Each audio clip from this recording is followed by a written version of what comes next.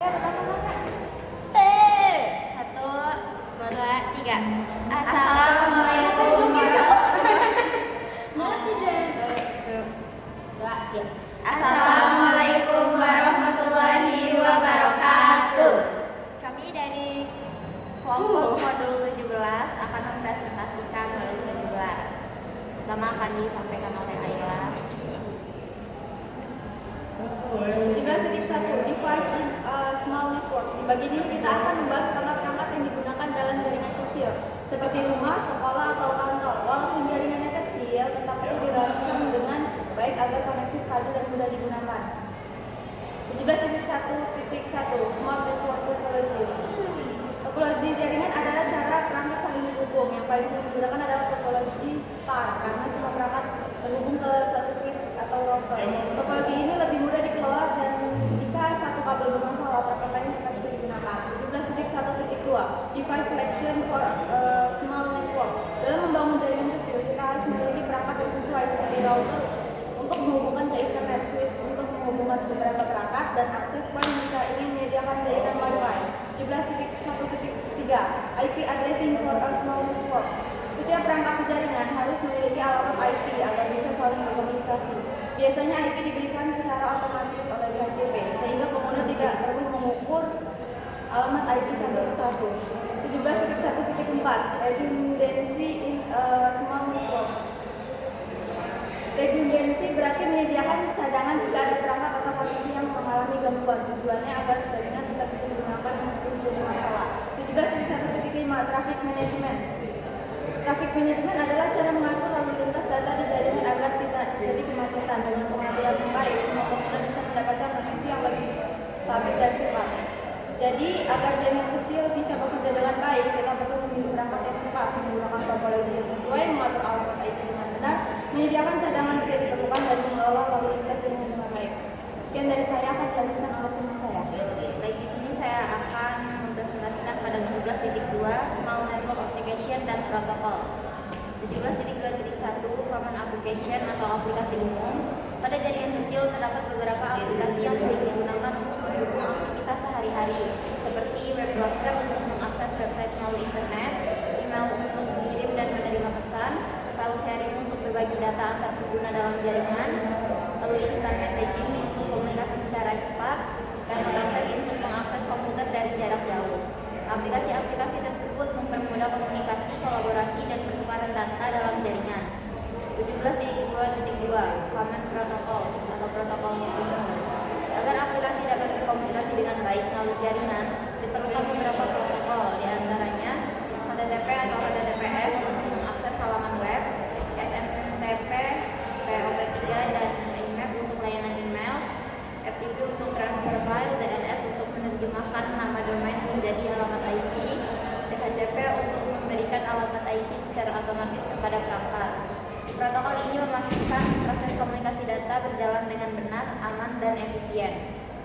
Untuk 17.2.3 Voice and Video Application. Aplikasi suara dan video memungkinkan pengguna melakukan komunikasi secara real time seperti panggilan suara, video call, dan konferensi online. Contohnya adalah aplikasi meeting online dan VoIP, Voice over IP, agar kualitas suara dan video tetap baik. Jaringan harus memiliki bandwidth yang cukup, latensi rendah, dan koneksi yang stabil sehingga komunikasi tidak terputus atau mengalami gangguan. Baik, selanjutnya akan dilanjutkan oleh kawan saya. Selanjutnya kita masuk ke 17.3 yaitu Secure Diagram Network. Selanjutnya kita masuk ke 17.3.1 Small Network. Membahas proses pengembangan jaringan kecil menjadi lebih besar seiring bertambahnya jumlah pengguna, perangkat aplikasi, dan lalu lintas data. Perulangan jaringan harus direncanakan dengan baik agar kinerja jaringan tetap stabil dan efisien serta mudah dikelola. Selanjutnya kita masuk ke 17.3.2 protokol analisis.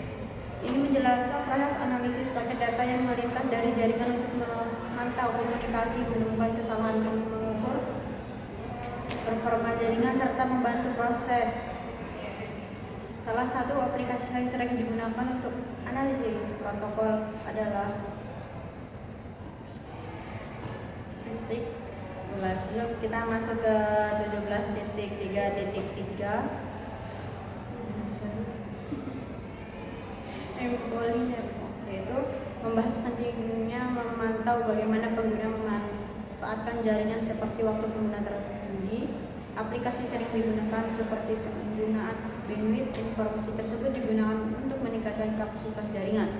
Selanjutnya kita masuk ke 17.3.4, itu hanya membahas latihan atau evaluasi untuk menguji pemahaman mengenai materi pada bagian 17.3. Sekian dari saya. Selanjutnya ada modul 17.4 yaitu verifikasi koneksivitas, yaitu ada 17.4.1 dan 17.4.2 yaitu ping standar dan extension. Ping standar itu menggunakan ICM atau Mutual Request dan Player untuk menguji komunikasi dasar antar perangkat. Dan ini juga menunjukkan apakah host tujuan aktif atau tidak. Dan ada excited ping, itu khusus pada Cisco iOS CLI yang memungkinkan pengubahan parameter uji seperti menentukan alamat IP sumber atau source IP, ukuran paket data atau jumlah pengiriman secara manual. Lalu ada 17.4 dan 17.44 yaitu tentang threshold dan standar extension. Threshold standar itu digunakan untuk memetakan route perjalanan paket data dan mengidentifikasi letak penggagalan jalur.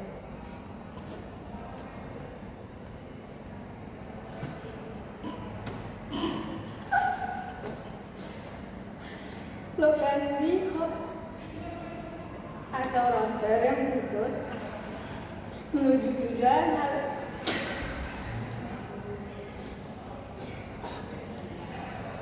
alamat ini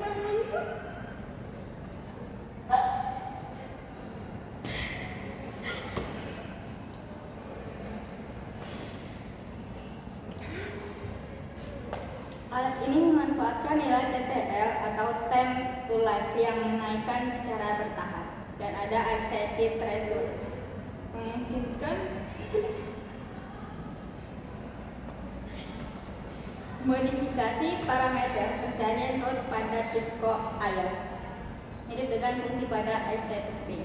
Yang terakhir ada 17.4.5 yaitu network baseline.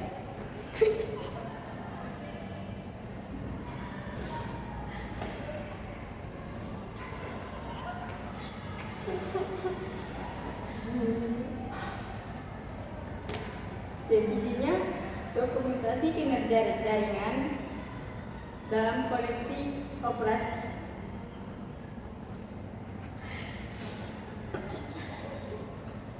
Dari mulai sehari-hari.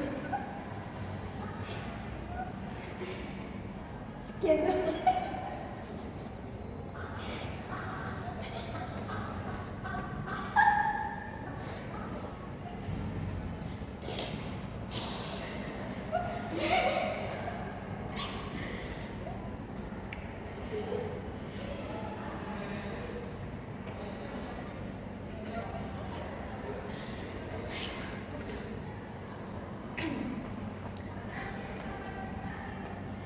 Kemudian masuk ke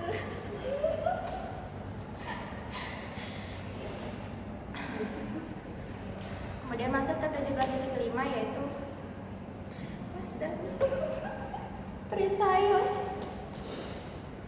Kemudian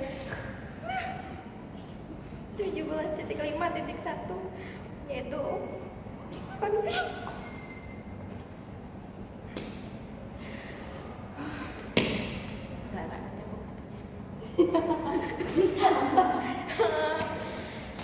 Kemudian masuk ke 17.5 yaitu host dan perintah iOS.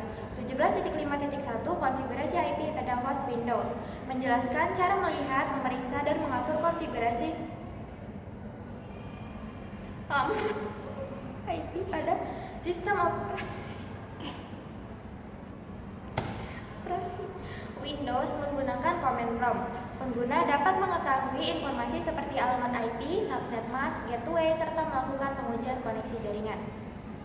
Kemudian 17.5.2 konfigurasi IP pada OS Linux.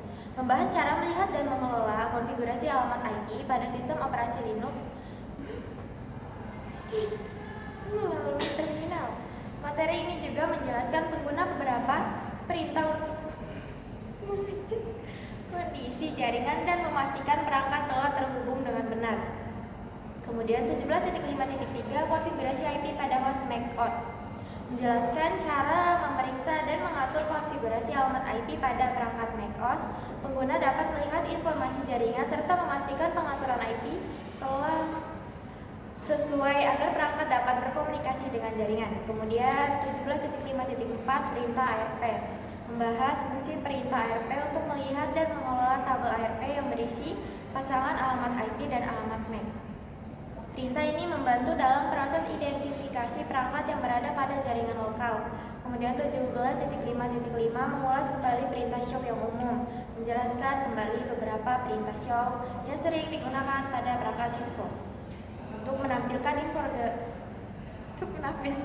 informasi konfigurasi status perangkat dan kondisi jaringan sehingga memudahkan proses pemantauan dan troubleshooting.